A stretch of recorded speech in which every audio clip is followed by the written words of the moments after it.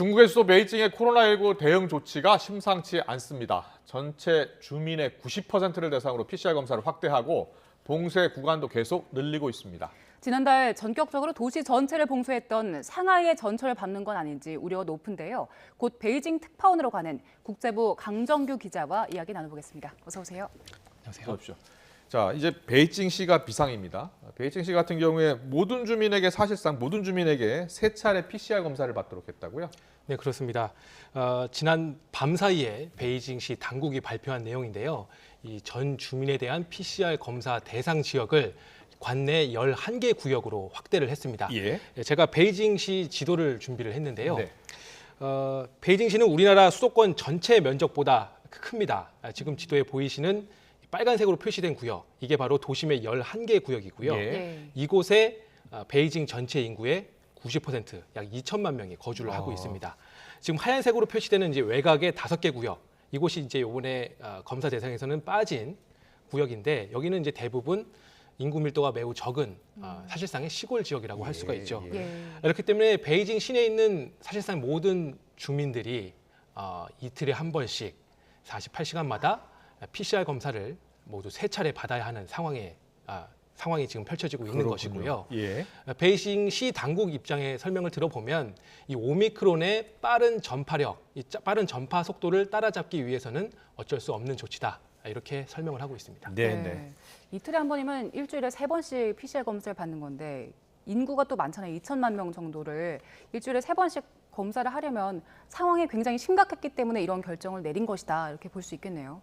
네, 지금 베이징에 비상이 걸린 게 이제 지난 금요일이었죠. 22일 날 차오양구라는 지역에 있는 한 중학교에서 10명의 감염 사례가 보고되면서부터입니다. 예.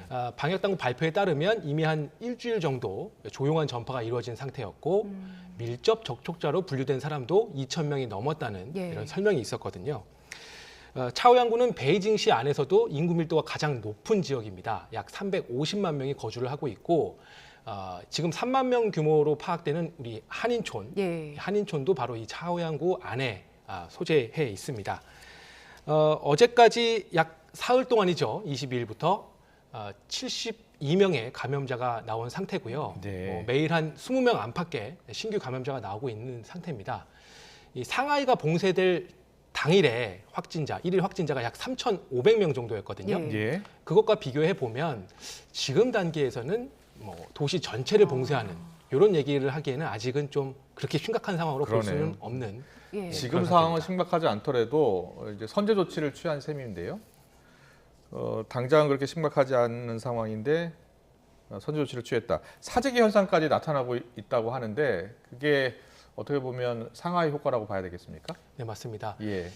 상하이 봉쇄 당시에 일종의 배신감을 느낀 주민들이 좀 있었던 것 같아요. 예. 왜냐하면 상하이에서 매일 800명, 몇백 명의 이제 확진자가 나올 때 그때에도 상하이시 당국은 이 경제 수도 상하이의 이 도시 기능을 수행하기 위해서라도 상하이 같은 큰 도시는 봉쇄를 하기 어렵다, 봉쇄하지 않을 것이다라고 거듭 밝혀왔었거든요.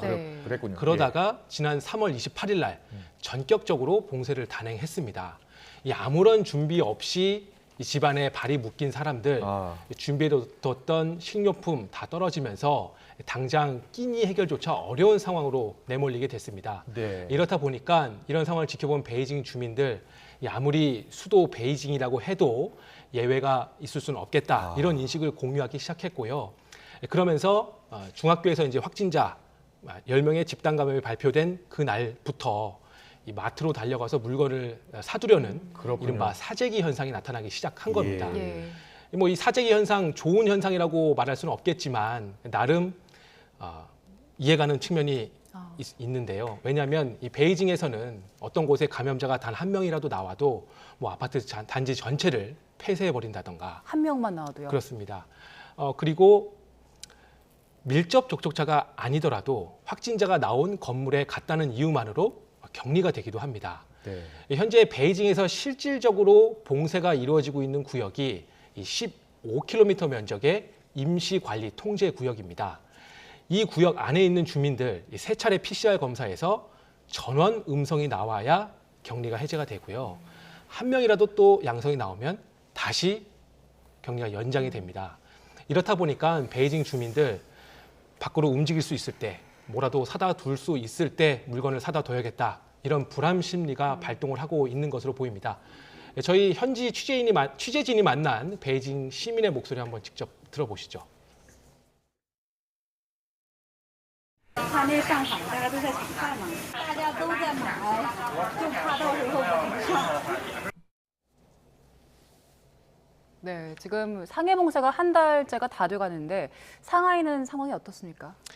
네, 지난달 27일 상하이 도시 봉쇄에 대한 발표가 있었습니다. 그 이후로 이제 꼬박 한 달이 흘렀는데요. 한 달 사이 확진자가 많이 줄었느냐? 그렇지 않습니다. 지금도 약 2만 명 안팎의 환자들이 계속해서 나오고 있는 상황이고요. 예. 그러다 보니까 과연 이런 전면 봉쇄 효과가 있는 거냐 의문도 제기되고 있습니다. 그에 비해서 이제 막대한 경제적 손실이라든가 부작용은 굉장히 컸죠. 뭐 예를 들어서 중국에 있는 외국 기업들도 영향을 받았고 중국 원자재 수입 의존도가 높은 우리 기업들도 사실 영향이 컸습니다. 중국이 올해 목표로 삼은 5.5% 경제 성장률도 사실상 달성하기 어렵다라는 평가가 벌써부터 나오고 있거든요. 이런 값비싼 이 제로 코로나 정책의 어떤 청구서, 예. 결국 중국뿐만 아니라 지구촌 전체가 나눠서 부담하는 모양새가 되고 있는데요. 이뿐만 아니죠. 그 경제적 손실뿐만 아니라 인도주의 문제까지 불거졌어요. 뭐 예를 들어서 중국의 경우에는 아이가 아무리 어려도 확진이 되면 부모하고 떼어서 격리시설로 보냅니다. 예. 그리고 병이 깊은 노인들, 봉쇄 때문에 발이 묶여서 병원에 가서 제대로 치료받지 못하고 거기에 더해서 이제 식료품 공급 문제까지 뭐 이런 상황들을 겪다 보니까 이제 비판과 반발의 목소리가 커지고 있는데 앞서 중국은 2020년 처음 코로나가 발병했을 때 이 우한이라는 도시에 대해서 강력한 봉쇄 정책을 펴면서 초기 확산을 나름 잡았다라는 어떤 나름의 성공을 거뒀거든요.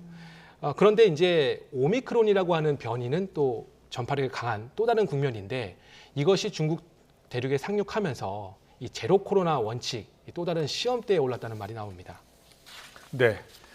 지금 상당히 심각한 상황인 것 같은데 방역 정책이 전체적으로 전 세계의 방역 정책과 좀 달리 가는 것 같아요. 너무 지나치게 강화하다 보니까 베이징 상하이 시민들에 의해서 베이징 시민들도 이제 고통을 받기 시작한 것 같습니다. 네, 오늘 말씀 여기까지 듣겠습니다. 국제부 강정규 기자와 함께했습니다. 고맙습니다.